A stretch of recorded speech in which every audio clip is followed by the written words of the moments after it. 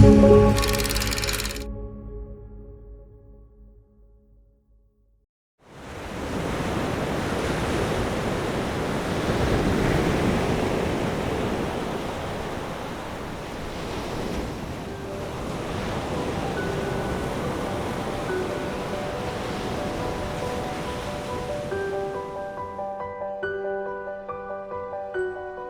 placed a wet stick in the sand and drew his magic city.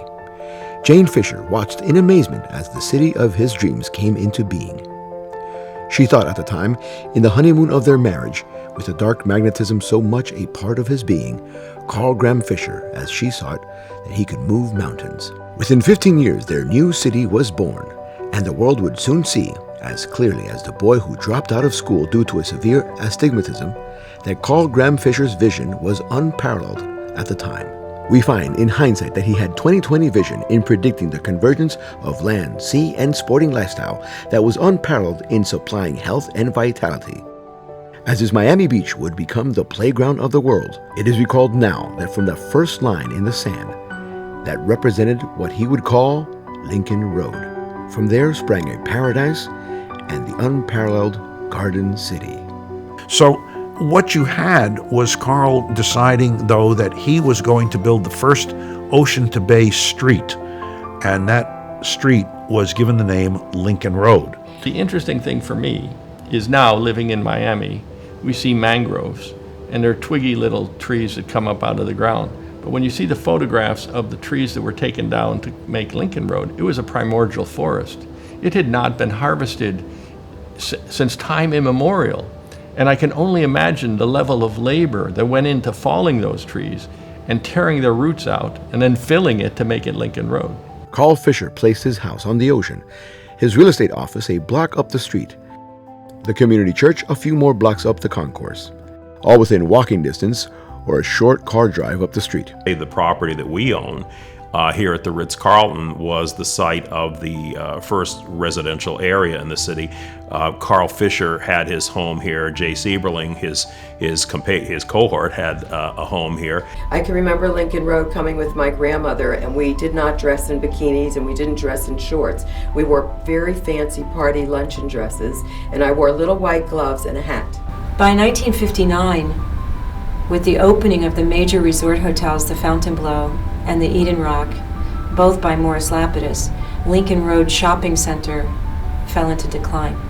The shop owners on Lincoln Road got together and asked Mr. Lapidus if he'd be willing to help them find a solution so that they could garner some of the business for themselves.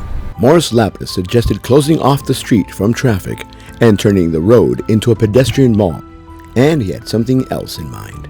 The committee asked me what my thoughts were, and I told them that I would like to make the street a garden with trees and plants and shrubs, a street with pools and fountains and waterfalls. Lincoln Road, to me, connotes almost something eternal. Things happen and change at a rapid pace all over Miami Beach over the years, over the decades. Lincoln Road rises, Lincoln Road falls, but it always manages to resurrect itself and come back. My grandfather and my father, who was only, I think, 25 years old, acquired the Dilito in 1971. So that's more than 50 years ago, 51 years ago. That's this legacy and this historic asset has been in the family.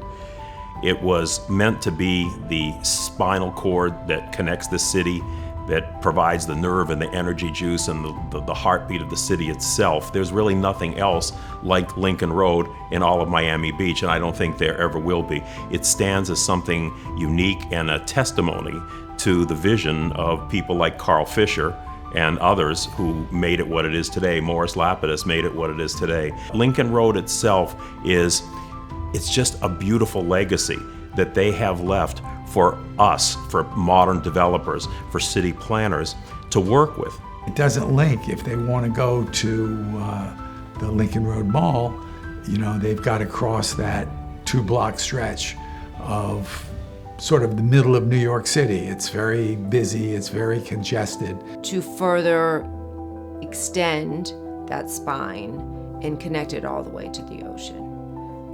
Similar, with Carl Fisher, when I think of Carl Fisher's vision, it was interesting because he had a beautiful pier, a long pier at the end of the Lincoln Road. So there's always been sort of an unwritten desire to have the whole thing connected, but we haven't seen that built yet. How many communities have the ability to have 7 miles of pedestrian walkways along the most iconic beaches? The Art Deco Historic District be within the Architectural District as well. The full connectivity of Miami Beach gets completed at Lincoln Road from the bay to the ocean. And what could be more iconic than to complete the vision of fully reimagining, re-energizing, and fully pedestrianizing? We're cleaning it up, but we allowed the creativity of a new generation to flourish. And that's what we want to happen, not to stay stagnant in one period of time. And that's what we want here, a clean and safe and beautiful space for Miami Beach residents and our visitors to enjoy. How it affects your interior well-being, but when you're around something that is aesthetically well-devised, it changes you. And it doesn't have to be a building. Sometimes it's something as beautiful as just nature. As owners of the Delito Ritz-Carlton, we're very aware that we are the historical anchor of Lincoln Road.